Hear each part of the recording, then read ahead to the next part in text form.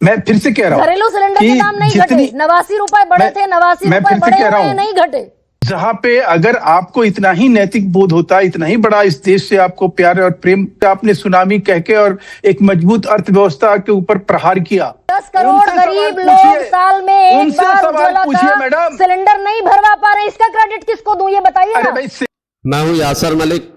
ये सीडी कितनी बार चलेगी और कितनी बार इसके जरिए आईना दिखाया जाएगा? जितनी बार दावा करेंगे उतनी बार सवाल पूछा जाएगा। मुझे बताओ, कमाल के लोग हैं। मैंने हम कुछ नहीं कर रहे हैं और प्रवक्ताओं में ये पाकिस्तान का बड़ा कमाल का मर्ज है। पाकिस्तान की पर कैपिटा इनकम कितनी है, भारत की पर कैपिटा इनकम कितनी है? और आप देख रहे हैं अपना YouTube channel YS3 news. Corporate का 15-16 लाख करोड़ माफ हो जाएगा और गरीबों की सब्सिडी हटा दी जाएगी। अनाप शनाप यूज करते हैं। जब पेट्रोल प्राइसेस बढ़ जाता है तो उसको मेंटेन करने के लिए हमें महंगे दामों पे खरीदना पड़ता है। हाँ, हमारे समय में ये व्हाट्सएप का ज्ञान प्रोफेसर विनीत आपको शोभा नहीं देता। मैं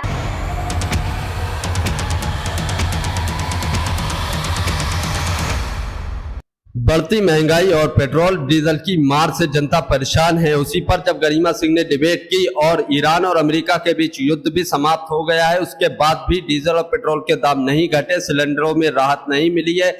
जब इस पर ईमानदार एंकर गरिमा सिंह ने बीजेपी प्रवक्ता से सवाल पूछे तो बीजेपी के प्रवक्ता जवाब देने की बजाय इधर उधर की बातें करने लगे। और आज की तारीख में जो महंगाई की मार पर जनता झेल रही है भारत के, उसका जवाब देने की बजाय कांग्रेस के ऊपर इल्जाम लगाने लगे, राहुल गांधी के ऊपर इल्जाम लगाने लगे और यहाँ तक कि एंकर के ऊपर भी इल्जाम लगाने लगे कि मतलब सिर्फ एंकर गरिमा सिंह ही इस तरीके की बातें करती है, इलॉजिकल डाटा लाती है और किसी चैनल पर क्यों नहीं इस चीज की बात की जाती है। जिसके बाद गरिमा सिंह ने बीजेपी प्रवक्ता की कलई खोलकर रख दी, एक एक आंकड़े के साथ, एक एक सबूत के साथ बीजेपी प्रवक्ता का मुंह बंद कर दिया।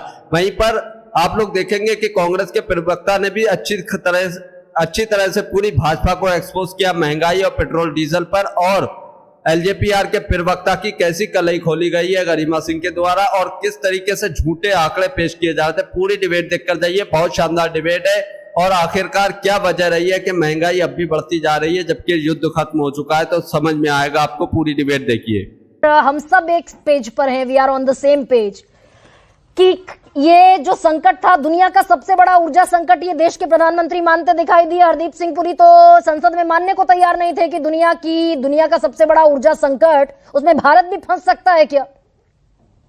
ये तो वैश्विक संकट था। प्रधानमंत्री ने जिसकी बात करी, ये तो वैश्विक संकट था। उस संकट से देश को उबारा कैसे, जिसको लेकर विपक्ष के उस बड़बोले बयान का, विपक्ष के नेता के बड़बोले बयान को याद करिए। जो युद्ध होने के 15 दिन बाद जो है देश में जो है अफरा तफरी फैलाने के नियत से क्या कह रहे हैं कि देश में सुनामी आने वाली है। देश में अब तो पेट्रोल और डीजल मिलेगा ही नहीं। अब जो बिकेगा वो कहीं 200%, कहीं 500% के ऊपर बिकेगा। लेकिन ऐसे लोगों के ऊपर, ऐसे देश के बारे में अच्छा, ये नहीं हुआ डॉक्टर महेश वर्मा? जो दुनिया का सबसे बड़ा संकट भारत में ये हाहाकार मचता हुआ नहीं दिखाई दिया क्या? हम एक्नॉलेज भी नहीं करना चाहते उन लोगों की तकलीफ को जो भागते दिखाई दिए घर बार छोड़कर, जिनके घरों में चूल्हे नहीं जले, जो रात रात भर गैस एजेंसी के बाहर लाइन लगाकर खड़े रहे। मैं तो कह रहा हूं उनके दर्द को एक्नॉलेज भी नहीं करना चाहते। हम उन सबने साथ दिया। प्रधानमंत्री ने उनके प्रति आभार भी प्रकट किया। मन की बात में कहा कि अक्षरशः उन्होंने जो जिस तरह का समर्थन और सहयोग मिला, देश जब भी संकट की घड़ी में होता है तो जनता खड़ी होती है। लेकिन ये विपक्ष के नेता जो है, जो कहते हैं कि हम देश के हितैषी हैं, वो हिमाचल में क्या कर रहे थे? 5 रुपया महंगा जब एक्साइज ड्यूटी कम हुई, तो ये एक्साइज ड्यूटी कम होने से वहां वैट भी कम हो जाता। ये ऑटोमेटिक फार्मूला है। वो कम पैसा उनके खजाने में कम पैसा ना जाए, उसके लिए 4-4, 5-5 रुपया पेट्रोल और डीजल हिमाचल में बढ़ाया गया। अच्छा, देश में सबसे ज्यादा वैट वसूल के और सबसे ज्यादा तेल, पेट्रोल, डीजल बेचने वाला राज्य तेलंगाना और कर्नाटका। ये कांग्रेस के राज्यों की बात कर रहा हूं, जहां पे अगर आपको इतना ही नैतिक बोध होता, इतना ही बड़ा इस देश से आपको प्यार और प्रेम कहीं दिखाई देता, इतनी बड़ी आपकी चिंता थी, इतनी बड़ी चिंता की वजह से आपने सुनामी कह के और एक मजबूत अर्थव्यवस्था के ऊपर प्रहार किया, जिसको दुनिया का ही नतमस्तक सरकार के लिए महेश वर्मा को लेकर राष्ट्रहित और नागरिक हित सर्वोपरि है, ये देश के प्रधानमंत्री ने कहा ना। मैं तो कब कह रहा हूं, प्रधानमंत्री जी ने जो बात कही वो गलत क्या कही भाई? उज्ज्वला योजना के 9 सिलेंडर से घटाकर 4 सिलेंडर कर दिए, 2700 रुपए की साल की सब्सिडी जो आप एक परिवार को दे रहे थे उसको घटाकर 1200 रुपए कर दिया आपने। अब उसी एलपीजी सिलेंडर का दाम घटा या नहीं घटा? छोटू सिलेंडर का दाम घटा या नहीं? 13 रुपए। मैं फिर से कह रहा हूँ, घरेलू सिलेंडर के दाम नहीं घटे, 89 रुपए बढ़े थे, 89 रुपए बढ़े हुए नहीं घटे। नहीं, मैं फिर से कह रहा हूँ कि जहां गुंजाइश थी वहां जितना कम हो सकता है किया। अब रही बात कि आप देखिए ऊर्जा संकट में हमने इस देश के गरीब आदमी को जो उज्ज्वला योजना के सहारे है उसके सिलेंडर 9 से घटाकर 4 कर दिए, और ये सच्चाई हम बताना नहीं चाहते देश को।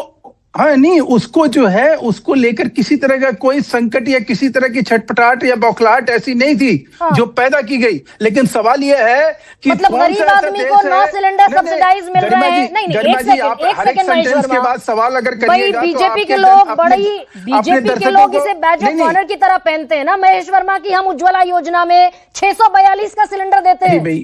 मैं ये कह रहा हूँ हर एक सेंटेंस के बाद सवाल दागिएगा तो आपके दर्शकों को जवाब समझ में नहीं आएगा। अच्छा ठीक है, आपका सवाल जो है पूछना और आपका प्रोग्राम करने का जो उद्देश्य है। अब सवाल सुनिए डॉक्टर महेश वर्मा, हम ये बैज ऑफ ऑनर की तरह पहनते हैं ना, 10 करोड़ उज्ज्वला योजना के लाभार्थियों को 642 का सिलेंडर मिलता है, ये हुंकार भरते हैं ना? बिल्कुल भरते हैं, क्यों नहीं भरते हैं? और जब ये गरीब लोग लाइन में लगे हुए थे, ये हाहाकार गरीब लोगों में मचा हुआ था, तब हम अच्छा ये चीज मुझे बताइए, 9 से कर देते हैं 4। वो हाहाकार आज भी पड़ोसी देशों में कहीं जाकर देखिए, सब जगह है। लेकिन वो हाहाकार कितने दिनों का था, कितने टाइम का था, और क्या उत्पादन उस समय जो उत्पादन था, जो जिस तरह की चीजें, जिस तरह से सरकार ने उस समय डिमांड क्या थी और उत्पादन क्या हुआ और किस प्रकार से सरकार ने उसको व्यवस्थित किया, क्या इसका श्रेय जो है नहीं देना चाहिए सरकार को? और दूसरी बात, इसका क्रेडिट किसको दिया? नहीं महेश वर्मा, इसका क्रेडिट मैं किसको दूं कि गरीब लोगों के सब्सिडी के 2700 रुपए को घटाकर सरकार ने 1200 रुपए कर दिया, 9 से 4 सिलेंडर। इसका क्रेडिट किसको दूं, आप बता दीजिए। मैं फिर से आपसे कह रहा हूं कि जो अगर उसको आप पर मंथ लगाइए, पर डे लगाइए, तो वो चुभन ऐसी नहीं थी जो कि कहीं हमारे लोग, हमने क्या कहा शुरू में कि कितना सिलेंडर चाहिए एक आदमी को? 5 लोगों के परिवार को कितना सिलेंडर चाहिए? देखिए मैं फिर से कह रहा हूं, 5 लोगों के परिवार को साल में कितने सिलेंडर चाहिए बता दीजिए। मैं तो आपको वही समझाने की कोशिश कर रहा हूं कि जिस प्रकार से उनको हम सहूलियत दे रहे थे, उस सहूलियत में थोड़ी सी जो कटौती हुई, उस कटौती की वजह जो है वो चुभन उस तरह की नहीं थी जो मनमोहन सिंह सरकार में थी। अच्छा, जब महंगाई जो है डबल डिजिट में हुआ करती थी मैडम, और जब लोगों का इनकम जो है, आमदनी कुछ था ही नहीं, इस तरह की मजबूत अर्थव्यवस्था नहीं थी, तब का पर कैपिटा इनकम निकालिए, आज का पर कैपिटा इनकम निकालिए, दर्शकों के सामने रखिए। और 75% जब क्रूड ऑयल का रेट बढ़ा और मात्र 6% अगर पेट्रोलियम में बढ़ाया गया, तो ये कहीं ना कहीं इस चीज का क्रेडिट जो है सरकार को देनी पड़ेगी। लेकिन उनसे सवाल पूछिए कि 10 करोड़ गरीब लोग साल में एक बार उज्ज्वला का सिलेंडर नहीं भरवा पा रहे, इसका क्रेडिट किसको दूं ये बताइए। अरे भाई सिलेंडर, मैं कह रहा हूं कि सिलेंडर लोगों के जो है जो ब्लैक, जो कालाबाजारी कर रहे थे, जो दिन रात इस बात के लिए लगे हुए थे, ना कालाबाजारी से इसका लेना देना ही नहीं है। 10 करोड़ गरीब नहीं, बिल्कुल नहीं है प्रोफेसर महेश वर्मा, थोड़ा सा सवाल धैर्य से सुनेंगे तो समझ में आएगा। 10 करोड़ लोगों में, हर सेंटेंस के तो बाद आपके सवाल हो जाते हैं। 10 करोड़ लोगों में 1.25 करोड़ लोगों ने उज्ज्वला का सिलेंडर साल में एक भी बार रिफिल नहीं कराए। 10 करोड़ में 1.25 करोड़। मैं तो कह रहा हूं ना कि अगर ऐसी कोई व्यवस्था होती तो और भी चैनल पे और भी आंकड़े और भी, तो वो कहा मैं 82 लाख सिलेंडर पर डे जो प्रोड्यूस हो रहे थे कहाँ गए? जो 62 लाख के थे वो हवा में चले गए। क्या मतलब बनता है इसका? क्या कह रहे हैं, क्या कहना चाह रहे हैं? मैं तो समझ ही नहीं। मैं ये कहना चाह रहा हूं कि जो प्रोडक्शन था, जो एलपीजी का प्रोडक्शन था, ओवरऑल जो प्रोडक्शन कंपनियां, तेल कंपनियां कर रही थी, उनसे 30% ज्यादा प्रोडक्शन किया उन लोगों ने। तो वो गए कहाँ आखिर में? फिर वो आपको बताना है, फिर भी सब्सिडी के सिलेंडर घटा दिए तो वो तो आपको बताना है ना। मैं वही कह रहा हूँ, सब्सिडी के सिलेंडर को घटाना अलग बात है, लेकिन उनको उपलब्ध कराना, उनको देना, ये बदस्तूर जारी रहा। लेकिन वो भी सब्सिडी इस तरह की नहीं थी। आप अगर मान लीजिए कि आपका सब्सिडी कम होने की वजह से आपके ऊपर महीने का 70 रुपए का भार पड़ गया, 55 रुपए का भार पड़ गया, तो इतना बड़ा भार था कि उसको कई जनता नहीं समझ रही है कि नहीं 2700 में से 1200 घटा लीजिए, साल में 1500 रुपए का फटका लगा दिया गरीब आदमी को। अरे भाई मैं कह रहा हूँ साल का फटका कैसे 1500 रुपए का लग गया, मुझे समझाइए ना। अगर साल का 1500 रुपए का लगा, अभी मैं आपकी बात बड़ी कर देता हूँ, तो कितना हो गया? 125 रुपया हो गया। 125 रुपया महीने का अगर किसी के ऊपर बोझ पड़ गया तो वो बोझ इतना बड़ा हो गया कि उसके लिए पूरे देश में अफरा तफरी मचाया जाएगा और ये कहा जाएगा कि देखिए ये कैसी सरकार है। 188 देशों में किसी भी देश के पास जो है ये फॉर्मूला नहीं था जो हमारे पास था। बताइए ना, जो कौन सा हमने काम किया, हमारा सबसे पहला फॉर्मूला तो यही था कि हमें जो सप्लाई चेन अपना दुरुस्त करना था। हमें अपना इस संकट के समय में जो हमारे अच्छे नेटवर्क थे, अच्छे संबंध थे, 27 की जगह हमने 41 देशों से अपना। बताइए ना प्रोफेसर महेश, किससे अच्छे संबंध थे और उस संबंध के उस डिप्लोमेटिक संबंध का फायदा देश को क्या मिला, बता दीजिए। बिल्कुल वही मिला। 27 की जगह 41 देशों ने हमें माल दिया, ठीक, और हमने जो भी सामान मंगाया, जो भी क्रूड ऑयल मंगाए, वो इतने पर्याप्त थे जिससे कि इस देश में कोई अफरा तफरी नहीं मची। सप्लाई की व्यवस्था थोड़े दिन के लिए, थोड़े समय के लिए कमर्शियल सिलेंडर के ऊपर कहीं प्रतिबंध लगाया गया, उसके वजह से कोई इतना बड़ा संकट देश के ऊपर नहीं गहराया। और इसी बीच में जिस प्रकार से जीडीपी दर्ज हुआ, संकट किसको कहते हैं प्रोफेसर महेश वर्मा? एक सेकंड, अमेरिका के सेक्रेटरी क्रिस राइट का बयान मैंने अभी पढ़ा। We are allowing our friends in India to take oil that is already on ships. Russia से बताता दिखाई दिया अमेरिका की रशिया से तेल नहीं खरीदोगे, वेनेजुएला से तेल खरीदोगे, वेनेजुएला से 12 से 15 डॉलर पर बैरल महंगा खरीदोगे। This is diplomacy you may call. ये सीडी कितनी बार चलेगी और कितनी बार इसके जरिए आईना दिखाया जाएगा? जितनी बार दावा करेंगे उतनी बार सवाल पूछा जाएगा। मुझे बताओ कि रशिया से हम जो ले रहे थे वो हमने बंद कब किया? मुझे बता दो, अपने दर्शकों को बता दो। अमेरिका से वेनेजुएला से जो खरीदना शुरू किया 15 डॉलर पर बैरल महंगा खरीदा ना? नहीं, हमने क्या खरीदा क्या नहीं खरीदा, अपने लोगों को हमने 70% 100% ऊंची रेट में खरीद के हमने 5% या 6% अगर ऊपर दे दिया तो वो गुनाह हो गया। जहां 200% पाकिस्तान में बढ़ा, लोगों को वहां बिजली गुल हो गई, लोगों को घरों में बैठ के काम करने की हिदायत दी गई। पाकिस्तान का बड़ा कमाल का मर्ज है इस देश में, कमाल के लोग सरकारों में हम कुछ नहीं कर रहे हैं और प्रवक्ताओं में ये पाकिस्तान का बड़ा कमाल का मर्ज है। पाकिस्तान की पर कैपिटा इनकम कितनी है? भारत की पर कैपिटा इनकम कितनी है? मैं कहीं आधी है पाकिस्तान की पर कैपिटा इनकम भारत से। मैं तो पाकिस्तान की बात नहीं कर रहा हूँ, मैं किसी भी देश की बात कर रहा हूँ जहाँ पे अर्थव्यवस्था मजबूत नहीं है, जहाँ पे बदहाली है, जहाँ पे इस तरह की कोई भी एहतियात कदम नहीं उठाए जाते हैं, उस देशों का हश्र ऐसे ही हो रहा है जैसे कि इस वैश्विक संकट में हुआ। हम बचे रहे क्योंकि हमारे पास वो आर्थिक संप्रभुता जो है इतनी मजबूत थी, इतनी मजबूती से हमने उसका मुकाबला किया कि कहीं ना कहीं लोगों को इस बात के लिए राहत मिली। लेकिन इस बीच में भी जो देश के खिलाफ काम करने वाले लोग हैं वो चुके नहीं। और मैं कह रहा हूं कि कांग्रेस अपने राज्यों में बैठ कम करके क्यों नहीं कम करती है? ये बताया ना, 4 राज्यों में जो है सरकार इनकी है, ये तो कम करके कम कीमत पे बेच सकते हैं ना। पाकिस्तान से ऑब्सेशन कब खत्म होगा डॉक्टर महेश वर्मा? पाकिस्तान में फलाना है, पाकिस्तान में धमाका है, हमने तो अपने लोगों को गंगा नहलवा दिया। हमारे पास पड़ोस पाकिस्तान की अभी सुनिए प्रोफेसर महेश, नहीं आस पड़ोस में पाकिस्तान दिखता है आपको? नहीं, मैं कह रहा हूं पाकिस्तान नहीं, बांग्लादेश नहीं, भूटान नहीं, नेपाल नहीं, अफगानिस्तान नहीं, हम किसका नाम लें? चलो हम अमेरिका का नाम ले लेते हैं, जर्मनी का नाम ले लेते हैं। वहां जीडीपी माइनस में जा रहा है, वहां तेल की कीमत बढ़ती हुई नजर आ रही है। तो वो देश के हम उससे भी कम प्रेजेंट करें तो उससे भी 100 गुना अच्छे हैं। डॉक्टर अजय उपाध्याय, इतना कमाल की डिप्लोमेसी का जलवा देखा देश ने, कहीं कोई छिटपुट घटनाओं को छोड़कर कोई दिक्कत नहीं हुई।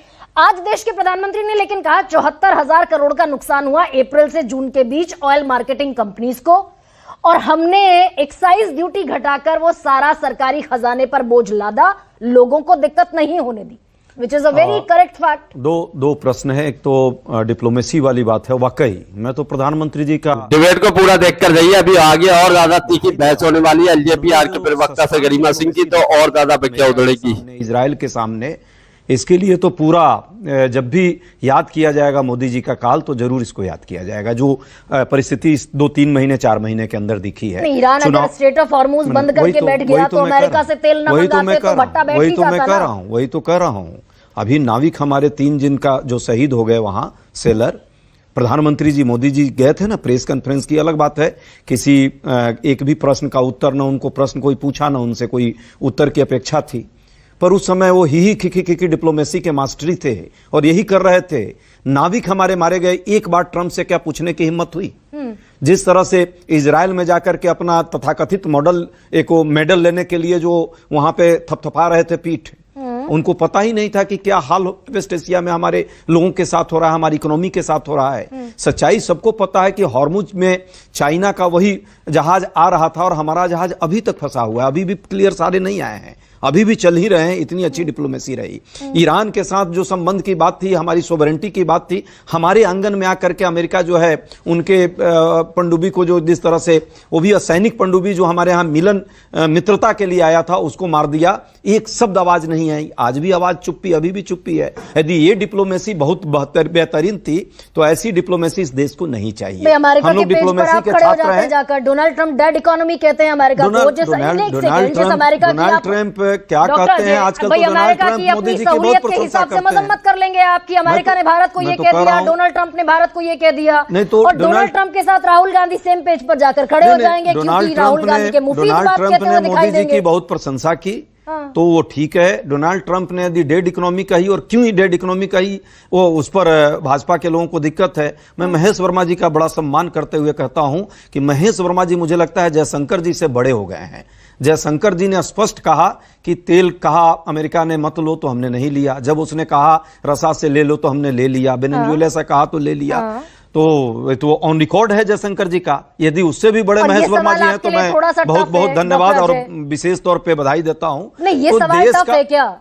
जब अमेरिका भारत की मजम्मत करेगा, विपक्षी पार्टियों को सूट करेगा, तो आप सरकार को घेरते दिखाई देंगे। नहीं, वही अमेरिका भारत को डेड इकोनॉमी कहेगा, राहुल गांधी सेम पेज पर जाकर खड़े हो जाएंगे। डेड इकोनॉमी है इंडिया। गरिमा जी, हम दोनों स्थिति में, इज इंडिया डेड इकोनॉमी? नहीं, गरिमा जी, हम दोनों ही स्थितियों में चाहते हैं कि हमारा जो है, हमारे जो नेता हैं, जो कि प्रधानमंत्री हमारे देश के रिप्रेजेंटेटिव हैं, तो उनका जो है रीढ़ जो है झुकना नहीं चाहिए, सष्टांग नहीं होना चाहिए, वो सीधे खड़े रहें, पीछे नहीं। हम उनके साथ खड़े रहेंगे। देश की बात आएगी, हम सब लोग देश के सरकार के साथ खड़े रहते हैं, लेकिन दिक्कत है कि प्रधानमंत्री बीत जाते हैं। अब हम लोग क्या करें? 27 की जगह हमने 41 देशों से तेल खरीदना शुरू किया, ये रियलिटी है ना। क्या लाभ हुआ? आप जरा देश की स्थिति में आप बताइए ना। सबका दाम आपने बढ़ा ही दिया। आज जो है ऑयल कंपनी का घाटा आपने सरकारी खर्च टैक्स से आपने पूरा ही कर रहे हैं। वही ऑयल कंपनी है ना, नायरा और रिलायंस, जो रसा से तेल लेकर के और $20 बिलियन जो है यूरोपियन मार्केट से कमाया। 1 रुपया उस लाभ का यहां के लोगों को लाभ नहीं मिला। प्रधानमंत्री जी के दोस्त हैं सारे लोग। प्राइवेट कंपनी लाखों रुपए कमाई है और आज प्रधानमंत्री जी अपना पीठ थपथपा रहे हैं। हमारे आप पर जो है लगातार पेट्रोल, डीजल और गैस सिलेंडर और कमर्शियल सिलेंडर का दाम बढ़ा करके लोगों का खून चूसने का काम अभी ही नहीं, पहले से भी करते रहे और इस आपदा को अवसर में बदल दिया उन्होंने। और अभी भी माने अजीब है, कैसे इतना थेथरोलॉजी ये लोग कर लेते हैं, आश्चर्य लग रहा है। इतनी हठधर्मिता आती कहां से है? अभी सबको पता है कि देश की इकोनॉमी की हालत क्या है, मैन्युफैक्चरिंग सेक्टर, सर्विस सेक्टर का क्या आलम है, किस तरह भारत की जो इकोनॉमी चौथी इकोनॉमी थी अब 5वें और 6ठे की तरफ खसक गई। ये कैसे हो गया जब सब ठीक चल रहा है? तो बेरोजगारी का आलम सब देख रहे हैं, देश में क्या हाल है, एजुकेशन सिस्टम कहां चला गया। वो प्रोफेसर विनीत, अब सरकारी खजाना लुट गया और सरकारी खजाने से ये सारा पाने की, ये सारी जनता का दुख दर्द संभाल लिया गया, और वो पैसा किसका है? 64% टैक्स जीएसटी कलेक्शन इस देश का गरीब देता है, 3% कॉर्पोरेट देता है। कॉर्पोरेट का 15-16 लाख करोड़ माफ हो जाएगा और गरीबों की सब्सिडी हटा दी जाएगी। This is what you may call नागरिक हित। गरिमा जी, गुड इवनिंग, नमस्कार। But before I start, please promise me कि आप 2 मिनट तक मुझे रोकेंगे नहीं। आप 1.5 पर लगा लेते हैं, कैरी ऑन। नहीं, 2 minute. Thank you so much Garima ji, thank you so much. पहले ये समझ ले कि पहले सिलेंडर का सब्सिडी क्यों हटाया गया था। As per the local authority Garima ji, वहां पे लीकेजेस हो रहे थे, वहां पे लोग रिफिल कराने के नाम पे कमर्शियली रूप से उसको भेजा जाता था। तो जब चेक किया गया तो मालूम चला कि 4 cylinder is more than enough, इसीलिए उस चीज को कम किया गया। पहला चीज वहां पे जो कि गवर्नमेंट ने अपना दलील दिया, जो कि मुझे लगता है कि बिल्कुल लॉजिकल है। दूसरी बात, अभी अजय उपाध्याय जी ने कहा था कि 3 हमारे सेलर्स को मार दिया गया। बड़ा दुखद खबर है, हम उसके लिए जो भी है कर सकते हैं, लेकिन मुझे याद आता है कि 2012 में जब इटली के 2 मरीनर्स ने हमारे 2 फिशरमैन को मारा था, तो उस समय क्या किया था इन्होंने? क्या उस समय कुछ मुआवजा मिला था? नहीं मिला था। तीसरी बात, अर्थशास्त्री I mean I am really respect him, but लेकिन मुझे जो उन्होंने डेटा दिया, आई डोंट नो कहां से उन्होंने डेटा दिया है। कौन से डेटा पर एतराज है बताइए ना। नहीं, मुझे सारे डेटा पे इन्फ्लेशन रेट बिल्कुल, हाँ गरिमा जी, इन्फ्लेशन रेट बिल्कुल 4 to 6% के है, जो कि आरबीआई का अप्रूव रेट है। अनएम्प्लॉयमेंट रेट की बात कर ले तो यूएस जैसे डेवलप कंट्री में मात्र 4.2% है, हमारे पास ज्यादा है 5.5%, फॉर ऑब्वियस रीजन कि हमारा पॉपुलेशन ज्यादा है। तो गरिमा जी एक बात बताइए, अगर फिर बात हो रही थी कि 40 लाख करोड़ का, मेरे पास जो डेटा कहता है 2024-25 में, इनफैक्ट हाँ 2024-25 में जो पूरे जो 5 Indian OMCs, oil manufacturing marketing companies के जो नेट जो रेवेन्यू है वो 16 से 18 लाख करोड़ के हैं, और नेट प्रॉफिट, ध्यान रखिएगा, रेवेन्यू और प्रॉफिट अलग है। जो नेट जो प्रॉफिट है वो 60,000 करोड़ का। घाटा क्या लग रहा था? 30,000 करोड़ पर मंथ। उसको किसने बेयर किया? भारत सरकार ने बेयर किया। तो गरिमा जी, ये सब चीज जानने के बाद फिर आपने बात कही, डिप्लोमेसी की बात कही। एक बात कही है, अगर डिप्लोमेसी अगर ना होता हमारे पास, कितना नुकसान हो रहा था पिछले साल प्रोफेसर विनीत?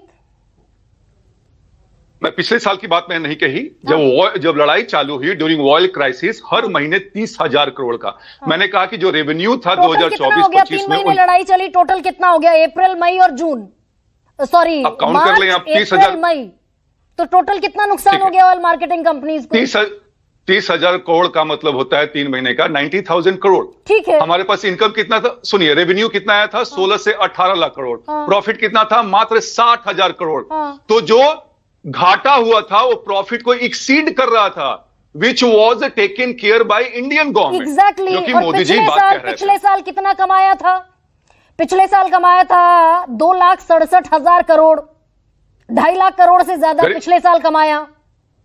गरिमा जी लगे हाथ ये भी बता दीजिए कि 4 साल के बाद पेट्रोल प्राइसेस में बढ़ोतरी हुई थी मात्र 7.5 रुपया, जहां पे कि दूसरे देशों में, डेवलप कंट्रीज में 40 से 50%, जहां पे कि राशनिंग भी किया जा रहा था, इंडिया में ऐसा नहीं हुआ। तो दूसरे देशों में जब कच्चे तेल के दाम कम हुए तो वो मार्केट रेगुलेटेड है, कच्चे तेल के दाम कम होते हैं तो दूसरे देशों में पेट्रोल डीजल कम होता है। हमारे यहाँ पेट्रोल डीजल का दाम कभी कम नहीं हुआ, भले ही कच्चे तेल का दाम $30 पर बैरल पर आ गया 10 साल में। अप्रैल 2020 में हमने तो का दाम कम नहीं किए, हम तो वो 70 पर बैठे हुए थे पेट्रोल डीजल। गरिमा जी मैं आ रहा हूं, मैं आपको बड़ा लॉजिकल पत्रकार और एंकर मानता हूं कि यू बाय लॉजिक। अब एक बात बताइए, क्यों नहीं कम किया जाता है? जब पेट्रोल सस्ता होता है तो लोग अनाप शनाप यूज करते। ध्यान सुनिएगा, 3-4 मैं रीजन दूंगा, आपको लगे बुरा आपको तो फिर मुझे बोलिएगा बीच में। अनाप शनाप यूज करते हैं। जब पेट्रोल प्राइसेस बढ़ जाता है तो उसको मेंटेन करने के लिए हमें महंगे दामों पे खरीदना पड़ता है। मतलब लोग अनाप शनाप खर्च ना करें, इसलिए पेट्रोल का दाम 94 रुपए से फिर 100 रुपए तक, और $30 पर बैरल पर भी 74 रुपए बिक रहा था, इसलिए। गरिमा जी यू प्रॉमिस्ड मी, तो मुझे बस 30 सेकंड में खत्म कर दूंगा। दूसरी बात है जो रिस्पेक्टिव स्टेट्स हैं वो अपना वैट कम नहीं करते हैं, जैसा कि एग्जांपल हमने ऑयल क्राइसिस में देख लिया। रिस्पेक्टिव स्टेट पर आएंगे, पहले तो डीजल क्यों महंगा करती है आज के समय के प्रोफेसर विनीत, डीजल क्यों महंगा करती है सरकार? एक बात सुन, नहीं Garima ji, diesel is a by product of crude oil. Exactly. तो क्रूड ऑयल का पेट्रोल भी होता है, डीजल। जब क्रूड ऑयल पर बैरल जो महंगा हो जाएगा तो क्या डीजल महंगा नहीं होगा? पेट्रोल महंगा नहीं होगा? तो डीजल महंगा होगा, डीजल महंगा होगा तो 3.5 साल की वो जो WPI होलसेल प्राइस इंडेक्स 3.5 साल में सबसे ज्यादा बढ़ेगा महंगाई का, और कंज्यूमर प्राइस इंडेक्स यानी कि खुदरा महंगाई दर वो 16 महीने की सबसे ज्यादा तंगी है आम जनता के खोपड़ी पर। उसका जवाब कौन देगा? गरिमा जी उसमें कोई डिनाई नहीं कर रहा है, पर वर्ल्ड क्राइसिस आप देख लें कि क्या हमारा देश दूसरे देशों के मामले में कितना छूता रहा है। ये सरकार के स्ट्रेटेजी प्लान ही है कि जिसने सरकार देश को बचा के रखा है। वरना जहां पे मैंने कहा कि आप जाकर देख लीजिए, डेवलप कंट्री ऑस्ट्रेलिया की बात कर ले, जर्मनी की बात करें, वहां स्थिति बहुत बदतर है। अब जाके चीजें वो सरकार ने किया। क्यों? सरकार के पास एक रिजर्व था, सरकार के पास एक प्लान था जिसको कि हमने एग्जीक्यूट किया। तो गरिमा जी ये ब्लंटली कह देना कि सरकार ने कुछ नहीं किया, मुझे लगता है कंपनीज को नुकसान हो रहा है। भैया हमने तो कह तो दिया आपको 2024-25 में उनका प्रॉफिट 60,000 करोड़ था, घाटा 3 महीने में 90,000 करोड़ हो गया। अभी आज ये प्राइवेट कंपनी में नायरा ने क्यों प्राइस घटाया है? अभी अजय भाई कह रहे थे भाई मार्च में नायरा ने प्राइस बढ़ाया था, तो नहीं घटेंगे ना प्रोफेसर विनीत अभी 63-65 डॉलर पर बैरल कच्चा तेल है, दाम तो नहीं घटेंगे ना? आधा हो गया युद्ध के समय से, क्राइसिस के समय से आधा हो गया। गरिमा जी दो चीजें सरकार वेट कर रही है कि लड़ाई बिल्कुल खत्म हो जाए और प्राइसेस स्टेबल हो जाए। और जैसे सरकार ने बढ़ाया था कि पहले एक्साइज ड्यूटी को कम किया था, प्रोसेस वही होगा। एक्साइज ड्यूटी को पहले हम रोल बैक करेंगे। ये एक और गलत शिगुफा लोगों के सामने रख देते हैं। एक्साइज ड्यूटी कम की, एक्साइज ड्यूटी 9 रुपए पेट्रोल पर हुआ करती थी 2004 से 2014 तक, आपने बढ़ाकर उसको 33 रुपए पहुंचा दिया। आपने उसको कैश काउ मान लिया, आपने उसको उधारू मान लिया। शिफ्ट कर देती हैं आप, बताइए ना, गोल पोस्ट को शिफ्ट कर देती हैं आप। नहीं 3 से 13 रुपया एक्साइज ड्यूटी ड्यूरिंग वॉर कम किया गया था, कम किया गया था। 13 रुपए तब आया जब 10 रुपए घटाए गए, उसके पहले 23 रुपए था, उसके पहले 33 रुपए तक पहुंची एक्साइज ड्यूटी। कहां 9 रुपए हुआ करती थी इस देश में? गरिमा जी छोटा सा एग्जांपल, आप हमसे सवाल पूछिए, हम जवाब देंगे। लेकिन आप याद कीजिए कि 2004 में जब कांग्रेस की सरकार आई थी तो 34 रुपया रेट हुआ करता था पेट्रोल का। जब छोड़ा तो कितना था? 72 रुपया। कितना बड़ा परसेंटेज? 118%। हमारे समय में ये व्हाट्सएप का ज्ञान प्रोफेसर विनीत आपको शोभा नहीं देता। मैं अगर इसको एक बार और कैरी ऑन कीजिए। नहीं बिल्कुल नहीं, इस पर बिल्कुल आपको मेरी बात नहीं सुनिए, क्रोधित नहीं होना है। बताइए ना, डेटा बताइए, मैं आपको बताती हूँ असलियत क्या है। बताइए, मैं डेटा की बात कर, बताइए डेटा। जब हमारी सरकार एनडीए की 2014 जाती है और 26 का देख लीजिए तो मात्र 42% का रेट में इजाफा हुआ है। पहली बात। दूसरी अच्छा ठीक, मैं अगर आपकी बात को सही समझती हूँ प्रोफेसर विनीत, तो क्या आप नहीं, अभी रुकिए ना, 1 सेकंड रुकिए। क्या आप ये कह रहे हैं कि 2004 से 2014 तक 158% दाम बढ़े? ठीक कह रही हूं? 18%, 118%, 118%। और 2014 से 2026 तक कितने फीसदी बढ़े? 41%। 41%। ओके फाइन, अब stay with me for few more minutes. 118% बढ़े मनमोहन सरकार में और 41% बढ़े नरेंद्र मोदी सरकार में। मनमोहन सिंह की सरकार में क्रूड ऑयल औसतन कितना मिल रहा था? $120 पर बैरल मिल रहा था। मोदी सरकार में क्रूड ऑयल औसतन $70 पर बैरल मिला है अंतर्राष्ट्रीय बाजार से, आधा। गरिमा जी ये थोड़ा सा फैक्ट आपका मिसप्लेस्ड है। 10 साल में प्रोफेसर संतोष फैक्ट मेरा मिसप्लेस्ड है क्या? एक समय ऐसा भी था कि 56 पूछ लेते हैं ना, 56 US डॉलर। बल्कि 1 सेकंड प्रोफेसर संतोष, 1 सेकंड। तो दोस्तों, आप लोगों ने ये पूरी डिबेट देखी। आप लोग इस डिबेट के बारे में क्या कहते हैं? अपनी राय इस पर जरूर देकर जाइए। ईरान, इजराइल और अमेरिका के बीच ये युद्ध चल रहा था, जिसके चलते हुए स्टेट ऑफ हॉर्मोन्स को बंद कर दिया गया था और कच्चा तेल वहां से नहीं आ रहा था। कहीं भी जाने में दिक्कत हो रही थी, जहाजों को निकलने और गुजरने के लिए पाबंदियां लगाई गई थी। उधर अमेरिका की सेना मौजूद थी, अमेरिका की सेना से होकर गुजर रहे थे जहाज, तो वहां पर अटैक किए जा रहे थे। इधर ईरान नहीं निकलने दे रहा था। मतलब कुल मिलाकर वैश्विक संकट आ गया था, जिसका जिक्र राहुल गांधी ने बहुत पहले कर दिया था। अब उसी को लेकर प्रधानमंत्री नरेंद्र मोदी ने अपने बयान में भी कहा कि जो तेल कंपनियां हैं उन्हें करीब 60,000 करोड़ का नुकसान झेलने को मिला और उसका भुगतान जो है सरकार ने अपनी तरफ से किया है। जनता के ऊपर इसकी मार नहीं पड़ने दी है। लेकिन सरकार ने कहां से किया है? ये पैसा भी तो जनता का ही पैसा है, जो टैक्स के जरिए जनता चुकाती है। करीब 60-70% गरीब जनता टैक्स देती है और जो 3%, जैसा कि गरिमा सिंह ने बताया, 3% कॉर्पोरेट घराने से टैक्स आता है और फिर उनका लाखों करोड़ माफ कर दिया जाता है। और कहा यह जाता है कि सरकार ने अपने ऊपर बोझ लेकर जो है उनका माफ किया है और जो उन्हें घाटा हुआ था उसको पूरा किया है। लेकिन देखा जाए तो ये भी पैसा जो टैक्स का पैसे से लाखों करोड़ रुपए माफ किए गए हैं तेल कंपनियों के, वो भी जनता के ही पैसे है। इस बात की सच्चाई कोई नहीं बताता है। इसी पर एंकर गरिमा सिंह ने जब बीजेपी प्रवक्ता से सवाल पूछे तो बीजेपी के प्रवक्ता पाकिस्तान की बात करने लगे। और ये आप लोगों ने देखा होगा कि इनसे जब भी कोई बात बीजेपी के नेताओं से, बीजेपी प्रवक्ता से की जाती है, अगर महंगाई की बात की जाए, बेरोजगारी की बात की जाए, पेट्रोल डीजल के बढ़ते हुए दामों की बात की जाए, गैस सिलेंडर की बात की जाए, या जॉब्स की बात की जाए, या किसी भी जो जनता से जुड़े मुद्दे उन पर बात की जाए, तब ये इधर उधर के देश के रेफरेंस देने लगते हैं कि अमेरिका में इतनी महंगाई है, कि पाकिस्तान में ये हाल है, कि पाकिस्तान में ये है, कि श्रीलंका में ऐसा है, कि उस देश में ऐसा है। लेकिन यहाँ की जनता ने जो मतलब सरकार चुनी है वो भारत के लिए चुनी है। भारत में कोई भी चीज की दिक्कत किसी भी जनता को नहीं होनी चाहिए, भारत के नागरिक को नहीं होनी चाहिए। भारत के नागरिकों ने भारत में सरकार चुनी है, ना कि इसलिए चुनी थी कि जो भी महंगाई बढ़े या कुछ भी दिक्कत हो भारत के नागरिकों को, तो जो है इसका समाधान करने की बजाय बल्कि ये एक शगुफा छोड़ दिया जाए कि उस देश में ऐसा है, ताकि जनता इसका कंपेयर कर सके। इसलिए कंपेयर करने के लिए सरकार नहीं चुनी है, भारत के लिए भारत के नागरिकों ने सरकार चुनी है ताकि उन्हें कोई दिक्कत ना हो। लेकिन बीजेपी के नेताओं या प्रवक्ता हो ये अक्सर करते रहते हैं, और खास तौर पर 90% आप लोग देखेंगे हर डिबेट में पाकिस्तान से तुलना की जाती है। पाकिस्तान से हमें क्या लेना देना है, पाकिस्तान से हमारा कोई मतलब नहीं बनता है। हमने सरकार यहाँ के लिए चुनी है, तो यहाँ की जो भी परेशानियां हैं हम सरकार से पूछेंगे। ये जनता की तरफ से मतलब सवाल होते हैं, लेकिन ये जवाब नहीं देते हैं और तुलना इधर उधर से ही करते रहते हैं।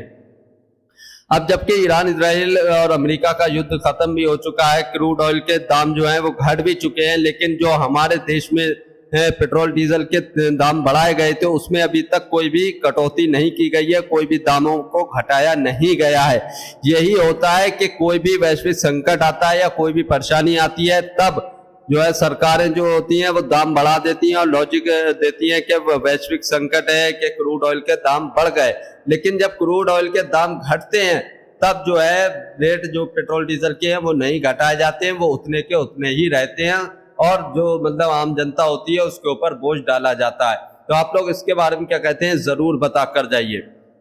और जब भी कभी बीजेपी प्रवक्ताओं से सवाल पूछे जाएं, मेन जो टॉपिक होते हैं महंगाई, बेरोजगारी, पेट्रोल डीजल के दाम, गैस सिलेंडर और इस तरीके से, तो ये इधर उधर की बातें करते हैं। कांग्रेस ने ये किया, कांग्रेस के शासन में ऐसा हुआ, राहुल गांधी ऐसा बोलते हैं कि मतलब इस तरीके की बातें करके इस पूरे ही मुद्दे को घुमा देते हैं, अपनी जिम्मेदारी से बचते हैं, लेकिन कांग्रेस और राहुल गांधी के ऊपर जिम्मेदारी को डाल देते हैं। अब कांग्रेस की सरकार नहीं है, कांग्रेस ने अपने शासन में जो कुछ किया था जनता समझ चुकी थी और जनता ने उन्हें सरकार से बेदखल कर दिया, शासन से बेदखल कर दिया। इसीलिए जनता ने अब एक नई उम्मीद के साथ प्रधानमंत्री नरेंद्र मोदी को वोट दिए, भाजपा की सरकार आई। अगर भाजपा की सरकार में भी यही चलेगा, महंगाई बेरोजगारी पर सवाल पूछा जाएगा तो कांग्रेस को दोष दिया जाएगा, तो फिर क्या फायदा जो है सरकार चेंज करने का। तो आप लोग इस पर क्या कहते हैं जरूर बता कर जाइए। और जो मतलब आंकड़े दिए एलजेपीआर के प्रवक्ता ने कि मनमोहन सरकार में 118% रेट बढ़े पेट्रोल डीजल के, और भाजपा सरकार में जो है 41% रेट बढ़े, ये एक अजब ही मतलब तर्क दिया जाता है, जैसे एंकर गरिमा सिंह ने भी बताया। और ये नहीं बताते हैं कि उस समय क्रूड ऑयल कितना एवरेज था, $120, 120 बैरल पर डॉलर जो है एवरेज था क्रूड ऑयल का, तब जाकर मनमोहन सरकार में इतने % दाम बढ़े। लेकिन अब भाजपा सरकार में $70 पर बैरल जो है क्रूड ऑयल का रेट एवरेज में रहा है, सब मतलब हर साल का मिलाकर एवरेज रहा है, तब इतना महंगाई बढ़ी है और इतने मतलब % जो है बढ़ा है। ये चीजें नहीं बताते हैं, डायरेक्ट ऐसे कंपेयर कर देते हैं जिससे पता चले कि मनमोहन सरकार में बहुत ज्यादा जो है दाम बढ़े पेट्रोल डीजल के, हमारी सरकार में नहीं बढ़े। आप लोग इस पर क्या कहते हैं जरूर बता कर जाइए। और आपको गरिमा सिंह की ये डिबेट देखकर कैसा लगा, इस पर अपनी राय जरूर बता कर जाइए। और जो अब युद्ध भी खत्म हो चुका है और क्रूड ऑयल के दाम भी घट चुके हैं, तो क्या भारत सरकार या भारत में पेट्रोल डीजल पर राहत मिलेगी या नहीं मिलेगी, आप लोग इस पर क्या कहते हैं जरूर बता कर जाइए। और जो एंकर गरिमा सिंह ने बीजेपी प्रवक्ता से सवाल पूछे, तीखे तीखे सवाल पूछे, और क्या उन्होंने बीजेपी के प्रवक्ता ने उसके सही जवाब दिए या फिर इधर उधर की बातें करते रहे, आप लोग इस पर क्या कहते हैं जरूर बताइए। अगर आप भी गौतम मीडिया का विरोध करते हैं तो हमारे चैनल YSTD न्यूज पर अभी सब्सक्राइब कीजिए। अगर वीडियो अच्छी लगी हो तो इसको एक लाइक, एक कमेंट जरूर कीजिए। महंगाई, बेरोजगारी और शिक्षा और जॉब्स और मतलब इस तरीके से जो जनता से जुड़े मुद्दे होते हैं उसकी डिबेटें गोदी मीडिया के चैनल पर बिल्कुल नहीं होती हैं। गोदी मीडिया इन मुद्दों से अनजान रहती है। गोदी मीडिया के लिए देश में ऐसा कोई मुद्दा ही नहीं है।